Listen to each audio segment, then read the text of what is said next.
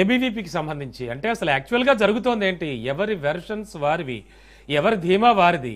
ఒకరిపై ఒకరు ఆరోపణలు ప్రత్యారోపణలు, పార్టీలు కావచ్చు, అధికారంలో లేని వాళ్ళు కావచ్చు, బీజేపీ మొత్తం ఇప్పుడు మనం వింటున్నాం కదా. ఇప్పుడున్న కండిషన్లో అసలు నిజంగా యువతకి ఉద్యోగ అవకాశాలు వస్తున్నాయా? ఎప్పుడు వచ్చాయి? ఎలా ఉంది సిచ్యువేషన్? ఏం చెప్తారు? నమస్కారం అండి. ఈ నిరుద్యోగుల టాపిక్ ను మీరు టేకప్ చేసినందుకు మీకు ధన్యవాదాలు. ప్యానల్ ఉన్న అందరికి కూడా ధన్యవాదాలు. ముందుగా మీరు ఇంట్రోలో చెప్పినట్టుగా నీళ్లు, నిధులు, నియామకాలు అనేటువంటి ట్యాగ్ లైన్ మీద తెలంగాణ తెచ్చుకున్న తర్వాత పరిపాలించినటువంటి 9.5 ఏళ్ళు పరిపాలించినటువంటి బీఆర్ఎస్ గానీ, ఇప్పుడు పరిపాలిస్తున్నటువంటి కాంగ్రెస్ గానీ నిరుద్యోగ అంశం మీద మాట్లాడేటువంటి హక్కులే అని చెప్పేసి మేము అంటున్నాం. ఈ రోజు కేటీఆర్ గారు మాట్లాడుతున్నారు. కేటీఆర్ గారు మాట్లాడుతుంటే దయ్యాలు వేదాలు వల్లించినట్టుగా ఉన్నది. ఆయన 9.5 సంవత్సరాల వాళ్ళ పార్టీ ఏం చేసింది? అరే ఉస్మానియా యూనివర్సిటీలా, కాకతీయ యూనివర్సిటీలా ఆత్మహత్య చేసుకుని చనిపోయిల్లు. ఒక ఆడబిడ్డ ఎగ్జామ్స్ ప్రిపేర్ అయ్యామే చనిపోతే లవ్ ఫెయిల్యూర్ అని చెప్పేసి మాట్లాడిండు. అట్లా మాట్లాడిన ఆయన ఇప్పుడు మీకు జాబ్లు ఇస్తారని చెప్పాడు. కాంగ్రెస్ పార్టీ పరిస్థితి చూసుకుంటే అప్పుడు దుమ్మెత్తిపోసిన అధికారంలోకి వచ్చే ముందు ఎన్నికల ప్రచారంలో అన్ని పత్రికలలో పతాక శీర్షికలలో ఫిబ్రవరి 1 రోజుకు ఈ నోటిఫికేషన్, మార్చ్ 1 కు ఈ నోటిఫికేషన్, జూలై 1 కి ఈ నోటిఫికేషన్, ఆగస్ట్ 1 కి ఈ నోటిఫికేషన్ అని చెప్పేసి సంవత్సరం పొడుగునా 2 లక్షల ఉద్యోగాలకు సంబంధించిన నోటిఫికేషన్లకు సంబంధించి అన్ని హిందీ, ఇంగ్లీషు, ఉర్దూ, తెలుగు అన్ని పేపర్లలో పతాక శీర్షికలలో ఇచ్చారు. మరి ఇప్పటికి 2.5 సంవత్సరాలు దాటి 3 సంవత్సరాలకు వస్తుంది.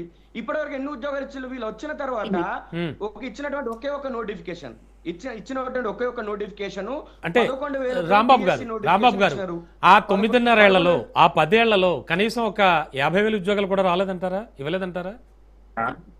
10 సంవత్సరాలు ఇప్పుడు మన ట్యాగ్ లైన్ నియామకాలు 2 లక్షల పైసలకు కాంగ్రెస్ ఉన్నాయని చెప్పేసి మేము ఇష్టమని చెప్పినంటే అంతకుముందు 2 లక్షల ఖాళీలు ఉన్నట్టే కదా. ఎందుకు 50,000 ఇస్తే ఇచ్చినట్టు? అసలు యువత వాళ్ళ యొక్క ఏజ్ ని, తర్వాత వాళ్ళ యొక్క జీవితాన్ని మొత్తం ఉద్యోగం కోసం త్యాగం చేసింది కదా.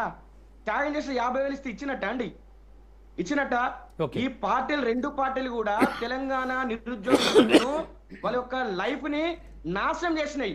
ఏ పార్టీ కూడా నిరుద్యోగ అంశం గురించి మాట్లాడేటువంటి హక్కు లేదు. కాంగ్రెస్ పార్టీ ఇప్పుడు ముఖ్యమంత్రి గారు ఫ్రస్ట్రేషన్ లో ఉన్నాడు. అరే యూత్ మొత్తము మీరు ఏదైతే మమ్మల్ని రెచ్చగొట్టి ఉన్న పార్టీని ఎలగొట్టేటి చేసిల్లో ఆ పార్టీ గురించి మీ యొక్క Rahul Gandhi part time politician వచ్చి ఇక్కడ మా దగ్గరికి వచ్చి 2 కోట్ల ఉద్యోగాల గురించి అడగరా ఏబీవీపీ అన్న? ఏబీవీపీగా మేము అడుగుతాం, ఒక విద్యార్థి సంఘం అడుగుతాం. కానీ నేను బీజేపీ పార్టీకి సంబంధించిన అధికార ఎక్కడ అడగాలి?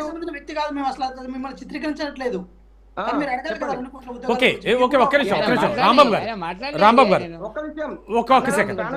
ఒకసారి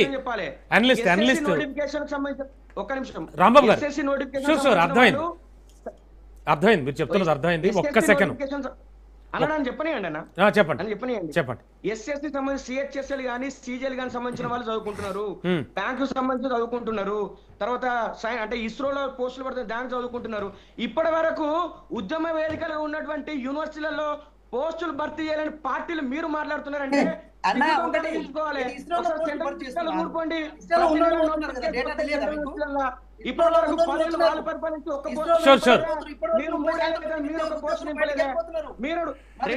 వెంకట్ గారు మీరు మాట్లాడకండి.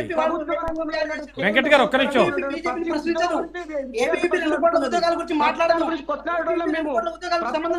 వెంకట్ ఒక్క నిమిషం.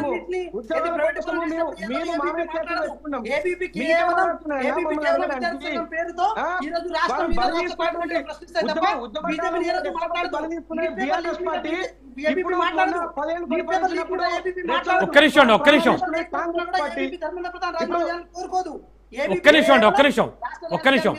మనకి ప్రస్తుతానికి స్పందించడానికి మనతో పాటు పుల్లారావు యాదవ్ గారు, బీజేపీ రాష్ట్ర అధికార ప్రతినిధి లైన్ లో ఉన్నారు. ఒక్క నిమిషం వారితో మాట్లాడదాం. సార్ పుల్లారావు సార్, నమస్కారం అండి. గుడ్ ఈవినింగ్ అండి. సార్ ప్రస్తుతం ఉన్న